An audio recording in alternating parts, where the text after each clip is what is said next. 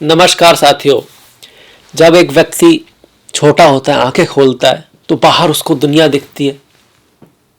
फूल दिखते हैं, पहाड़ दिखते हैं, नदियाँ दिखती हैं, बड़े बड़े ऑफिस दिखते हैं।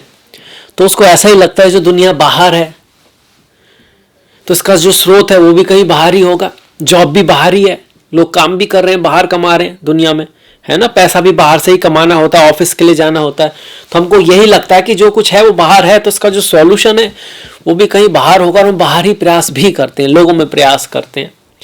पर है इसका उल्टा ही। जो भी हम देख रहे हैं वो इसीलिए देख पा रहे हैं क्योंकि हमारे अंदर जीवन है, और इसका स्रोत भी हमारे अंदर ही है। तो जो अपने ऊपर काम करता है, जो अपने ऊपर सुधार करता है, वही वहां तक पहुंचता है जहां वो पहुंचना चाहता है। और जो सोचता है कि बाहर से कहीं कोई निर्णय निकलेगा, तो कुछ नहीं निकलता। इसी ज्ञान के शास्त्र जो कि हमारे शास्त्रों से आया है। मैं हूं डॉक्टर दिलीप और आपका बहुत बहुत स्वागत करता हूं सिंह राशि के लिए बहुत ही विशेष वीडियो में। सिंह राशि के लिए ये बहुत ही विशेष वीडियो क्यों है कि जिंदगी में भाग्य की आवश्यकता हमको होती है। कहते हैं कि भाग्य है तो सब कुछ है, इस तरह की बातें तो होती हैं। और आपके भाग्य का स्वामी मंगल राहु के साथ मिलकर इस महीने अंगारक योग बना रहा है। इससे पिछले महीने वो विस्फोटक योग बना रहा था शनि के साथ सप्तम भाव में, तो विस्फोट करा दिए। आपने विस्फोटों की समाचार सुने ही होंगे दुनिया में। और अब अंगारक योग बन रहा है, तो आपने अग्नि भी देख ही ली होगी। इजराइल, इराक, ये सब चल ही रहा है। रशिया में भी विस्फोट हुए, आतंकवादी वगैरह, और काफ़ी कुछ ऐसा हो रहा है। सूर्य ने 11 साल बाद अपना ध्रुव पलटे हैं, तो आप देख रहे हो आजकल सरकारें पलट रही हैं। बहुत कुछ ऐसा हो रहा है कि बड़े बड़े लोग जेलों में हैं। ये सब क्यों हो रहा है? क्योंकि इसी तरह के स्टार्स चल रहे हैं। अब स्टार्स से हमारे ऊपर क्या फर्क पड़ेगा? भैया हम दुनिया से जुड़े हुए हैं, अलग नहीं है। यथा पिंडे तथा ब्रह्मांड, जब भी ब्रह्मांड में परिवर्तन होते हैं तो पिंड में भी परिवर्तन होते हैं, पृथ्वी पर भी परिवर्तन होते हैं। आपके लिए चूंकि भाग्य का स्वामी है ये मंगल अंगारक योग बनाने वाला, तो बहुत महत्वपूर्ण हो गया। पर इसके साथ साथ एक बहुत ही खूबसूरत परिवर्तन भी आपके लिए हुआ है कि दसम भाव में स्वर्ण मूर्ति गुरु आए हैं। ग्रहों को स्वर्ण मूर्ति, रजत मूर्ति, ताम्र मूर्ति, लोह मूर्ति के आधार पर बांटा गया है। इसको हम ऐसे देखते हैं, जब जैसे गुरु का गोचर हो रहा है 1 मई को, तो 1 मई को जब गुरु वृषभ राशि में आएंगे, उसी दिन देखेंगे कि चंद्रमा किस राशि में है। तो चंद्रमा उस दिन मकर में है। फिर गुरु से चंद्रमा तक अगर गिनेंगे, और अगर 1, 6, 11 आ जाए, तो हम इसको मान लेते हैं कि भैया ये तो स्वर्ण मूर्ति हो गई, है ना। स्वर्ण मूर्ति हो गई, तो सिंह के लिए क्या आ रहा है? 6 आ रहा है, स्वर्ण मूर्ति हो रहा है। एक तरह से जो है सिंह जो है स्वर्ण मूर्ति में आ रहे हैं। तो आपके लिए गुरु का बहुत विशेष गोचर हो गया। साथ में ही नवम भाव में सूर्य, शुक्र और बुध रहेंगे। इसमें से सूर्य उच्च के रहने वाले हैं, आपकी राशि के स्वामी उच्च के रहने वाले हैं 13 तारीख तक। उसके बाद वो दसम में आ जाएंगे। तो कई महत्वपूर्ण घटना है। शनि तो खैर सप्तम में चल ही रहे हैं, केतु आपके द्वितीय भाव में है। तो ये हो गए, ग्रहों की स्थिति भी मैंने इसमें बताई दी आपको। अब आ जाते हैं इसके निर्णय के ऊपर। तो सबसे पहले देख लेते हैं कि भैया भाग्य का स्वामी जो अंगारक योग बना रहा है वो आपके लिए क्या करेगा। आपके लिए मैरिज लाइफ को सबसे पहले इफेक्ट करेगा, इन लॉस को सबसे पहले इफेक्ट करेगा। आपको अपनी आयु का भी ख्याल रखना। धन के मामले में आप कोई बड़ा निर्णय जल्दबाजी में ना लें, इमोशन में आके ना लें। परिवार में बना के रखें, अपने भाई बहनों के साथ, माता के साथ, पिता के साथ। रही मत धागा प्रेम का, मत तोड़े चटकाए, जोड़े ते फिर ना जुड़े, जोड़े गांठ पड़ जाए। ये ध्यान रखना है हमको, क्योंकि ये मंगल यहाँ बैठे तो जरूर है अष्टम भाव में, पर देख किसको रहे?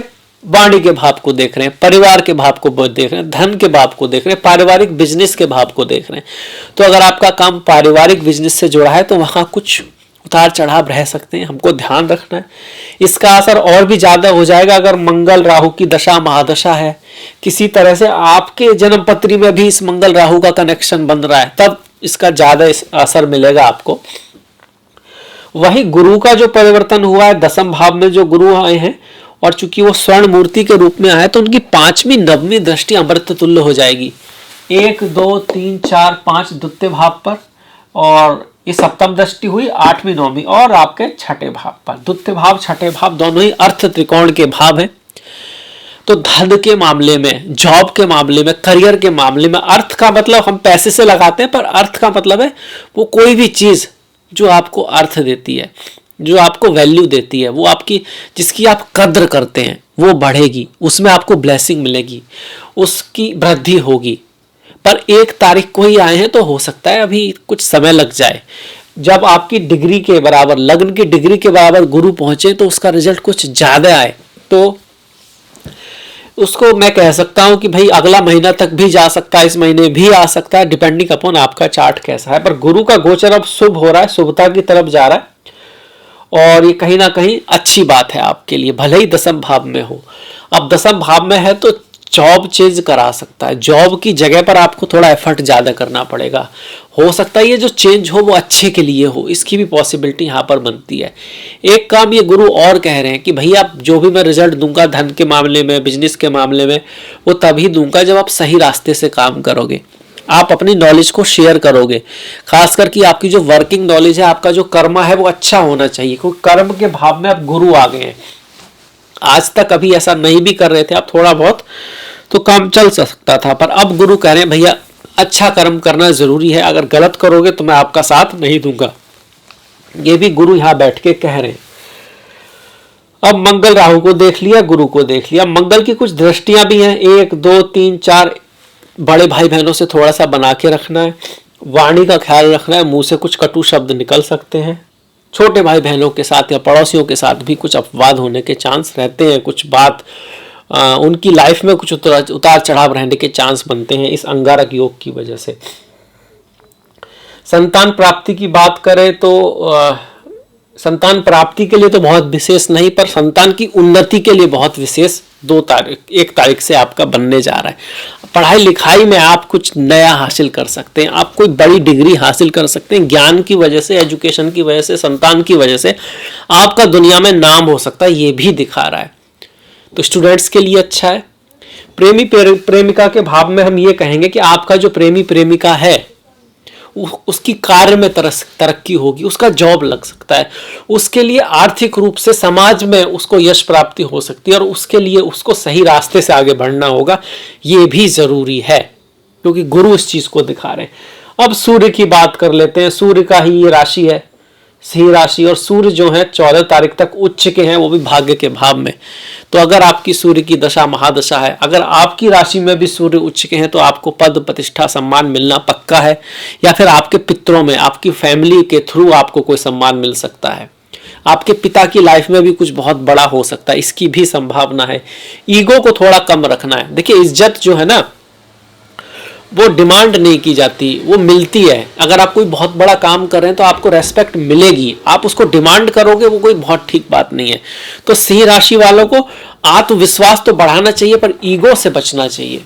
लाइमलाइट के लिए प्रयास ना करें, अपने ऊपर प्रयास करें। लाइमलाइट आपको मिलेगी, आपके अंदर बहुत सारा हुनर है, टैलेंट है, शक्ति है, पर आपको लाइमलाइट के लिए नहीं जाना, अपने ऊपर ध्यान देना है, तो आपको अवश्य अच्छा रहेगा। सूर्य नमस्कार करना, सूर्य को जल देना, भगवान श्री राम या भगवान शिव की पूजा करना आपके लिए बहुत अच्छा माना गया है।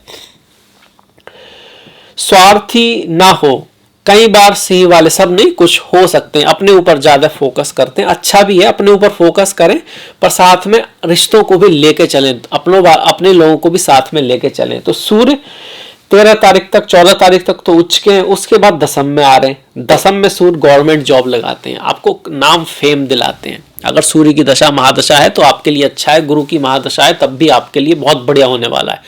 अगर मंगल या राहु की महादशा आपकी चल रही है, उसका थोड़ा ध्यान रखना पड़ेगा, और वो आपको आइडिया हो जाएगा। अगर आपकी मंगल राहु की दशा चल रही है तो पिछले समय भी आपको थोड़ा स्पाउस के साथ, पार्टनर के साथ कुछ अनबन चल रही होगी, और सास ससुराल में कुछ उतार चढ़ाव रह सकते हैं, तो उतना बेस्ट नहीं दिखा रहा है। वही केतु की बात करें तो वाणी के भाव में, परिवार के भाव में बैठे हुए हैं। धन के मामले में अगर आप पिछले समय बहुत बढ़िया डिसीजन नहीं ले रहे हैं, गलत डिसीजन जा रहे हैं, तो हो सकता है आपकी केतु की दशा महादशा चल रही हो। ऐसे में गणपति की पूजा करें, प्रार्थना करें, और कोई भी काम को जल्दबाजी में, भावनाओं में बह के मत करें, उसकी पूरी तरह जानकारी करने के बाद करें। और इस चीज में अब सुधार आना शुरू हो जाएगा गुरु की वजह से, क्योंकि गुरु पर अभी आए हैं, समय लगेगा पर सुधार आएगा। घर, भूमि, वाहन, बंगला या जमीन से संबंधित किसी काम में अगले महीने से अगले महीने जब मंगल आपके भाग्य के भाव में आएंगे तब कुछ अच्छा हो सकता है। इस चीज को भी यहाँ पर ये चार्ट दिखा रहा है। तो ये हो गई बातें। स्टॉक मार्केट की बात करें तो स्टॉक मार्केट के मामले में जो महीना है वो आपका 19 तारीख के बाद काफ़ी अच्छा दिखा रहा है। 19 से पहले भी ठीक है स्टॉक मार्केट वगैरह के लिए, पर 19 के बाद जब शुक्र यहाँ पर आएंगे और मालव्य नाम का महापुरुष योग बनाएंगे, साथ में वहाँ पर गुरु भी होंगे, तो ज्ञान से या क्रिएटिविटी से, एजुकेशन के थ्रू और साफ सफाई से, फीमेल्स से, कोई भी ऐसा काम जो आपका शो से जुड़ा हुआ है ना, डिजाइनिंग क्रिएटिविटी से जुड़ा है, ऑटोमोबाइल इंडस्ट्री से जुड़ा है, ऐसी चीज़ें जो व्यक्ति को सुख भोग पहुंचाती हैं उससे जुड़ा है, उससे आपको लाभ हो सकता है। अगर फ्लावर से जुड़ा हुआ काम है आपका, art, design, creativity, flower, jewellery, किसी तरह का काम है आपका, तो उन लोगों के लिए बहुत बढ़िया है शुक्र का। दसम का स्वामी दसम में आना बहुत ही शुभ है, पर इसके लिए आपकी कुंडली में भी शुक्र की स्थिति अच्छी हो, नववांश में भी अच्छी हो, नीच आदि के ना हो, नीच आदि के हो भी तो उनका नीच भंग हो रहा हो और वो किसी राजयोग, धन योग में हो, तो फिर रिजल्ट आएगा। खैर, इसके बाद बढ़ जाते हैं हम थोड़े मुहूर्त की तरफ। इस महीने शादी विवाह के लिए तो कोई खास मुहूर्त नहीं है, गृह प्रवेश का भी कोई खास मुहूर्त नहीं है, पर हाँ व्हीकल से संबंधित कोई काम है तो 1, 5, 10, 12, 13, 20, 23, 24, 29 को कर सकते हैं। वहीं जमीन से संबंधित कोई काम है तो 4, 13, 22, 23, 24 और 17 तारीख को आप कर सकते हैं। ओवरऑल कुछ काम करना ही है और ज़रूरी है, तो भाई कौन से दिन थोड़े से शुभ हैं इस महीने। 10 तारीख काफ़ी शुभ है, उस दिन आपकी अक्षय तृतीया रहेगी शुक्रवार को। इसके साथ साथ 7, 19, 5, 8, 13, 14, 19, 23, 24, 26 हैं और बाकी के जो काम है उनके लिए अच्छी हैं, बढ़िया है। त्योहारों की तरफ चलते हैं। त्योहार बहुत ज़्यादा महत्वपूर्ण होते हैं क्योंकि हम त्योहारों के थ्रू व्यक्ति को समझते हैं। जैसे हम किसी के व्यक्ति के वाणी देखते हैं ना, उसकी पहचान करते हैं किस स्टेट से होगा, कहाँ का होगा, वाणी से उसका एक आइडिया लगाने की कोशिश करते हैं। कपड़ों से भी ऐसे ही हम किस तरह के त्योहार मना रहे हैं, हमारे क्या ट्रेडिशन है, वो हमारी सांस्कृतिक धरोहर है, वो हमारे बारे में बताते हैं। अक्षय तृतीया हो गया 10 का, 8 तारीख की वैशाख अमावस्या होगी जो बुधवार के दिन पड़ेगी। 6 तारीख की शिवरात्रि है। 5 और 10 का जो है ना प्रदोष व्रत है। ओम नमः शिवाय, चिदानंद रूपा शिवोहम सिमोहम। सबसे लास्ट जो कोश होता है वो आनंदमय कोश होता है। आत्मा जो है वो आनंदमय है, उसका जो मूल स्वरूप है वो आनंद है। वो बात अलग है, हम उसको बाहर ढूंढते हैं, पर अगर हम अपने अंदर जाएं या ध्यान में जाएं तो आपको आनंद की प्राप्ति हो सकती है। वर्णोत्थनी एकादशी जो है वो 4 तारीख की है, ओम नमो नारायणाय। और 19 तारीख की मोहिनी एकादशी है, ओम नमो भगवते वासुदेवाय। 23 की वैशाख पूर्णिमा, 26 की संकष्टी और 14 तारीख की वृषभ संक्रांति है। सूर्य का जो परिवर्तन हो रहा है वो 14 तारीख को हो रहा है। संक्रांति है, अमावस्या है, पूर्णिमा है ना। ये जो त्योहार होते हैं, ये जो व्रत होते हैं, जो फास्ट होते हैं, ये महत्वपूर्ण होते हैं। इस दिन दान पुण्य, किसी की हेल्प करना अच्छा माना गया, ऐसा हमारे शास्त्रों में मिलता है।